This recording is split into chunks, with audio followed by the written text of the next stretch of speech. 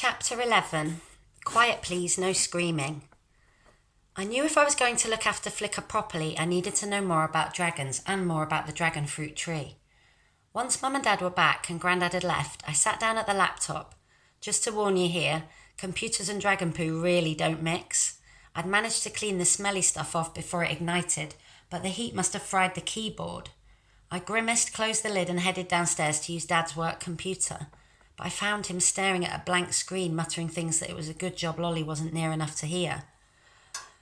"Thomas," Mum called, "I'm just taking Charlotte to the library. We won't be long. Why don't you help your dad while we're gone?"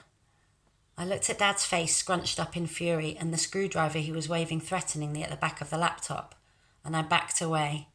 Actually, Mum, I've got some homework I need to research. The library's just the place I need to be." When she wasn't standing in our school playground at lunchtimes, Mrs. Olive also worked at the village library. She smiled as I walked in. "Lovely to see you, Thomas, and your little friend, of course." For a second I thought she meant Flicker, and my hand shot to my hoodie pocket, but he was still hidden, curled up and fast asleep. Then I realised Mrs. Olive was smiling at Lolly, who was struggling her way out of the buggy. I smiled back, relieved. The village library's tiny, really, not like the big town library, but you can fill in these request forms and get books sent from any of the other libraries in the area. "Little bit of magic," Mrs. Olive always says. "I can summon your book with one click."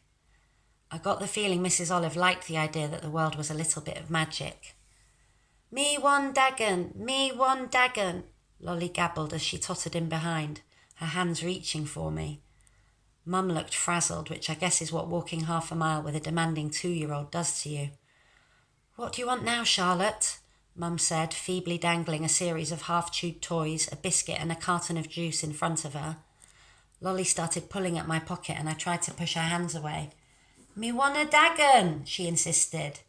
I backed away, aware that Mum and Mrs. Olive were staring at me now. "Whatever it is, just give it to her," Mum pleaded, obviously fearing a Lolly meltdown. If I wasn't careful, this was not going to end well. I bent down to my little sister and whispered in her ear, "Flicker's sleeping."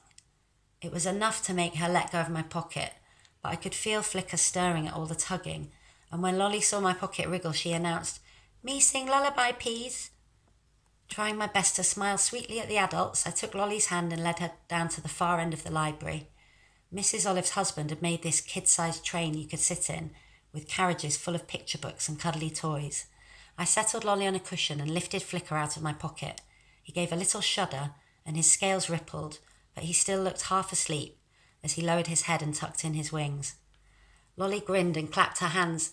"Lolly bye lullaby," she giggled. "Lolly bye bye." I put the little dragon on her lap and he curled up quite happily. She started humming and flicking through the pages of a book. A little ripple of turquoise flashed along Flicker's body from snout to tail. It was like a contented purr in colour. He'd be asleep again in no time. I left them to it. I had research to do. Sadly, there was only one computer and there was a sign on it saying it was out of order. Mrs. Olive saw me staring at it. "Sorry, Thomas, there was a bit of an incident last story time with a carton of juice. I expect you can find what you need in those, though." And she swept her hand towards the shelves of books and smiled. I nodded. It didn't take me long. The mythology section had a whole shelf on dragons. I grabbed an armful of books and headed over to one of the comfy chairs opposite the library desk.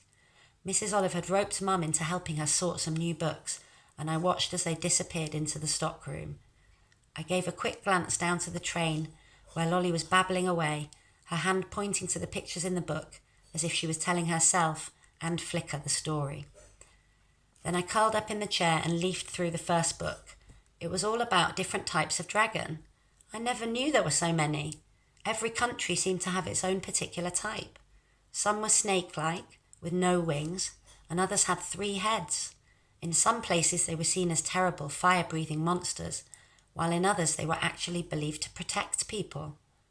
My head was so far away in these distant lands that I didn't notice what was happening down the far end of the library. At least, not until the screaming started.